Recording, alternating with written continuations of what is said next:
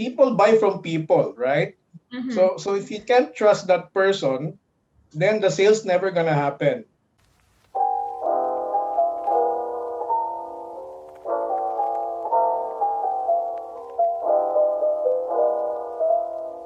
Hi, this is Doreen. Welcome to Super with Cooper.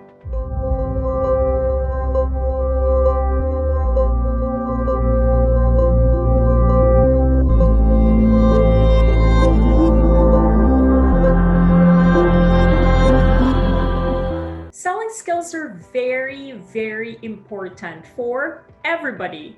Everybody should know something about selling. Everybody should know a little bit about how to do sales. As in every single person, I'm not exaggerating. So, with that, I decided to invite somebody to my blog today to join us and talk to us about sales, about the importance of selling, and how we can be better salespeople. We have with us Ian Santos. Hi, Ian. How are you doing? I'm good, Doreen. Thank you for having me today. Thank you very much for joining us. Ian, can you please introduce yourself to our viewers? I'm Ian. I'm the founder and chief trainer of IMS Coaching and Consulting. This training company is mainly focused on sales and leadership training. It happens to be my passion. I've been in not just in sales but training over the last few, I would say, decades. And but however, I do have a day job. I'm also the head of sales of a global and one of the best fast-moving consumer healthcare companies in the world. Ian, I again want to thank you for joining me and our viewers today. We're very excited to hear from you, and we're going to be focusing on your sales experience in terms of our questions today. Because, Ian, I strongly believe that every single professional should cultivate their sales or their selling skills. This actually brings me to my first question today, Ian, which is what is one thing, or what are, maybe it's not just one thing, but what are some things that you believe every professional should know about sales? First, I want to say that I couldn't agree with you more, Dorina, when you mentioned that sales is very important. Your selling skills is very important for everyone. I would say it's a life skill. No, it's Yeah. not usually taught in school, right? But for people who are working already or have worked in the corporate world, I'm pretty sure whether or not they were in sales or not, they had to use some selling skills, right? Yes. Um, Selling skills is like influencing skills. Like, diba? Leadership is about influence. So is selling. So we have to influence, or we do influence a lot of people in our lives, whether it's at home, talking with our parents, our siblings, or even our kids if we have kids. Of course, with our office mates, we do have to influence them, and when for us to be successful in our jobs, right? We can't do it alone, so we need the help of others as well. But for us to do that, we need to cultivate relationships and influencing skills, as well as selling skills, right? So I think that's one thing that I'd like to really, focus on, and I would say hopefully people will think about selling as not just the usual negative connotation, right? Yeah. Because we do get a lot of, I would say, cold calls, whether it's on via email or text or calls from people we don't know. That's why sometimes the term salesman has a negative connotation. But if you really focus on what are they doing, they're trying to influence people. And if we are able to cultivate that selling skill within us, I think we will be successful no matter what our vocation is, our careers are, or our advocacies are. It's really a big part of life. I really like when you said that selling is essentially influencing. And you also mentioned that selling is about building relationships. Now, I would like to also hear your personal story at this time because you've found success in the area of sales, of being in a career which focuses on sales or selling. Can you please share how your journey went? Like, how did you get from maybe like a college graduate to where you are today? Sure. I really love to reminisce how I started in terms of selling. No? So I want to go back to as early as I can, no? To where I was a kid. No, I don't know if you're old enough to know about homemade ice candies. Yes, You of know, course. so that was my first selling. I would say not job, but selling experience. I used to sell homemade ice candies back when I was less than 10 years old. So ice candies and even ice yellow, that we call it, diba, yellow in Tagalog. Yeah. So not many people, I guess, had refrigerators at that time. So I was sort of got interested into sales, in sales because of that experience. So when I finally had a chance to work professionally, I tried to find a sales job as my first sales job. It wasn't actually my first one, but my second job, that was a sales job, no? And started when I was in Colgate-Palmolive as a salesperson. So from then on, I've been in sales for maybe almost three decades now, right? And it's been people in sales know this. It could be a very enriching, very exciting, exhilarating ride, but it could also be very stressful and high pressure. So it's not for everybody, right? It's not for everybody. But if you really love what you're doing, and I'm sure you know what I mean, no matter what the challenges are, you're going to stick with it. And I guess that's why I've been in sales this long. It's really my passion. Right, right. And I have to ask, anong flavor ng ice candy? So, the buko flavor, one of the easiest ones to do. So you started your career as a salesperson when you were a kid. It really shows us how much your childhood can influence your choice in your career as you grow up, doesn't it? Fully agree. I mean, I did that during summer vacation. So, and I fell in love with it. So really, for the younger ones listening to your show, when you find yourself with a lot of free time, try to do some things you've never done before. You never know, you might stumble into your passion in life, no? I have to ask, because you mentioned that you've been in sales for more than 30 years, and I see sales as entrepreneurship. You're an entrepreneur for the organization that you work with or that you work for. And what do you think has contributed to your success over 30 years of being in sales? I'm sure there have been times when you weren't successful in a particular project, or maybe you didn't meet a particular quota, but to have been in this career for so long, I'm sure that you can look back and see that there have been certain elements that have contributed to who you have become today. That's a great question, Dorino. And I would say the answer I'll give to that question can be applied to any other career, not just sales. Yes. I think the most important thing is to be a resilient person. Whatever your career in life is, whatever business you're in, there's always going to be challenges and problems along the way. And you have to find a way to train yourself to pick yourself up when times are bad. Because that's the only way you're going to succeed in life anyhow, even if we're not talking about a career in sales, right? So you have to be able to, muster enough strength to go through the difficulties and then find your way back on the right track. And for that to happen, you really have to do a lot of things. I would say, number one, trust yourself. Right? Number two, have faith in God, right? But also number three, which is the most important, is you have to work for it. You have to keep on getting better. You have to study others who've been successful in the craft, read books, watch videos, because if you're not, continuously learning, or you don't make sure that you're getting better every day, then when time comes that there's a problem, you might easily give up, and just quit. So, Ian, I was just wondering, what do you think are some tips that you can give our viewers? What pieces of advice can you give in terms of how they can use or how they can influence others, rather, how they can influence others or sell their ideas. When you think about it, if you ask yourself, no, sino ba yung, who are the people who I, agreed with in the past, or sold ideas to me that I bought, or even sold products to me that I bought? And I guess you need to go back to the fact that you need to be credible at what you're doing.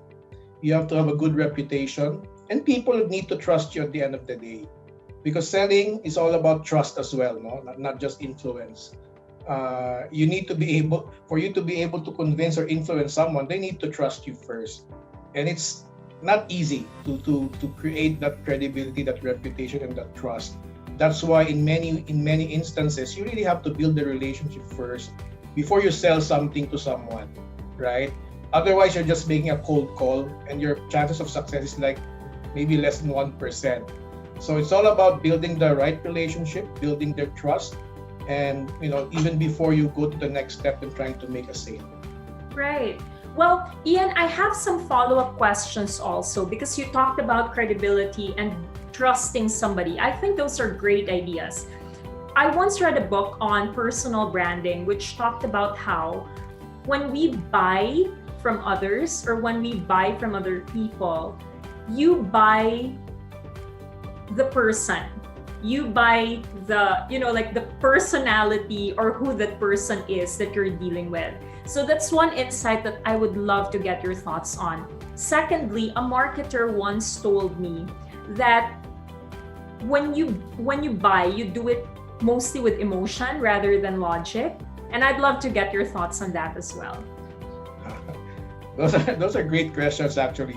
If you think about it, going to your first question, people buy from people, right? Mm-hmm. So if you can't trust that person, then the sale's never gonna happen. So for me, that's how I try to simplify it. You have to be a trustworthy person, so that people will buy from you, no matter how good your product is. If your reputation as a person is not good, I think you're gonna have a hard time selling your product or service, right? Right. And then going back to your next question, people are emotional beings. We're not robots. Mm-hmm.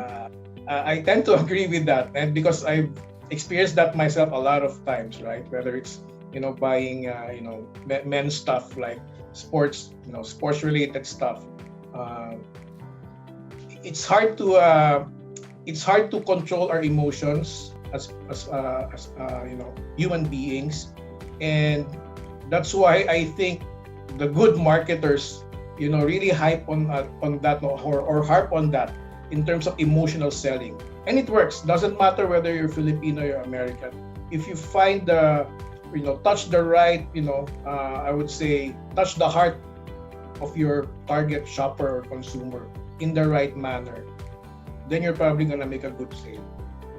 Really interesting. So we're humans, we're not robots. So definitely, if people can touch your heart or connect with you emotionally, that's one way to make a good sale. That's really interesting. Yeah, it reminds me of those commercials I see them on YouTube actually, during Valentine's Day or leading up to Valentine's Day, when a certain fast food brand just rolls out like ad after ad about family and about people in a relationship where they share food from the fast food brand, and it's so interesting. Right. It's more about... Right. I was supposed to say that we're the worst types of consumers, I don't know. Do you know who the most and least emotional people in the world are? Filipinos. The Filipinos are actually, there's a study, I forgot which study, says that Filipinos are the most emotional people in the world. That equates to we're the most emotional shoppers and consumers. So that's why you see a lot of this advertising, touching emotions and touching hearts, and it works for us. Yeah, I was actually thinking as well, if you think about some of our ads, they're more about relationships and emotions than they're actually about the products. Exactly. Yeah. Exactly. Comparing it to other countries, or when you see their ads, they focus on the technology, other stuff. Maybe in the Philippines, I'm pretty sure more than 50% of the ads focus on touching the emotions of people. What do you think are practical tips that every Filipino needs to learn, or every professional Filipino needs to know in regard to being a better salesperson or influencer for that matter? Sure. I'd focus on three things, and focusing on if you really want to become a good, salesperson in your career, or if you really want to have a good sales career. I always tell my people and myself from time to time that you should never get too high nor too low. And let me explain. Sales career is like a roller coaster, right? There will be so many highs and so many lows. When you're at the top of your game, you hit that target, you earned a lot of, incentives and commissions. Try not to get that into your head, because success is also fleeting, right? Don't make that success get into your head and become arrogant, because that's going to be the start of your downfall. On the flip side, there's going to be a lot of failure along the way as well, right? Don't get too depressed. At the end of the day, it's just a sales career, right? You're not going to die just because you didn't hit your quota or target. So you have to just be in the middle, not too high, not too low, for you to be successful long term. Okay. Now, secondly, I would say, and I mentioned this earlier, nothing beats over preparation when you want to make a good sale. When I say over preparation, you prepare not just yourself, but you try to study what your target client or customer really wants, what's their personality, how your product or service will benefit whatever they need, because not all the benefits might be applicable to their needs, right? There just might be one particular need, and if you hit the nail on the head, you're gonna get the sale, right? Anticipate all the questions they might ask, right? You have to be an expert with your product or service, because if you can't answer a question about your product or service, your credibility disappears. And again, at the end of the day, if you're over-prepared, it's better than being under-prepared. So because you're able to anticipate, anything that might be, hindrance in terms of the negotiations or the sales pitch. So, and lastly, I would say you have to build a long-term relationship. For you to be successful in sales, you can't be satisfied with just one sale, right? You have to make sure that you have a good, follow through in terms of servicing that customer or client, because really repeat sales is what's going to make your business, sustainable over the long term. All right, and those were a lot of great insights. Let me just quickly recap some of the insights that I picked up from you. One thing that is really important, as you said, is never get too high or too low, because when you get too high, success is fleeting. And, maybe, I know there's a saying in Filipino, I think it's like, life is like a wheel, or parang gulong. Sometimes you're up. Yeah. There are times when you go down. Yeah. Parang gulong ng buhay. Yes, parang gulong ng buhay. So it's like, maybe you're really successful today and you hit your quotas, but maybe tomorrow you don't. So when you're up there, don't let it get to your head. When you're down there, don't let it mess with your head. Because right. You said it's just a sales job at the end of the day. And I guess in a way, you're telling us to, your work is important, but if it doesn't work out today, there's still you as a person. You're still a whole person. That's a great insight there, Doreen, and really related to what I mentioned. At the end of the day, work, our jobs, our careers is just a part of our life. Yeah. What's more important is what's the relationships that we're building, with our friends, our family.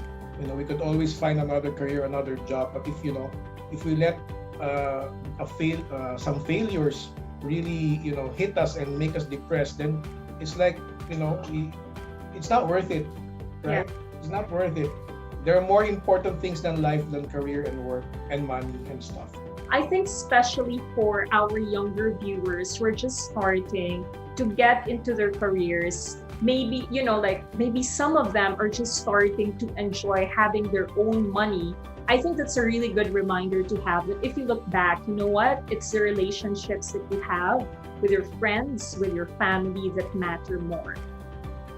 Yeah, I totally agree. And just to give some examples, 20 years ago, I wanted to get some material things that I have right now, but your satisfaction, happiness of getting those material things is not going to last long. At the end of the day, you're going to ask yourself, so that's it? So for your young viewers, let me tell you, don't be too focused on getting material stuff. Focus on building a good reputation, building the right relationships, and you'll be happier as you go along in your lives. Oh, another insight that I picked up from you is nothing beats over preparation. And you talked about how at work, for example, get to know your customer, really understand your product and service, and anticipate questions. And I think that this applies to any type of job, regardless of whether you're in sales or not. Correct. Exactly. Yeah. And you also talked about building long-term relationships, how this has, there's a lot of benefit in building long-term relationships. When you make a sale, don't just let it, stop with one sale. Following through with service is important.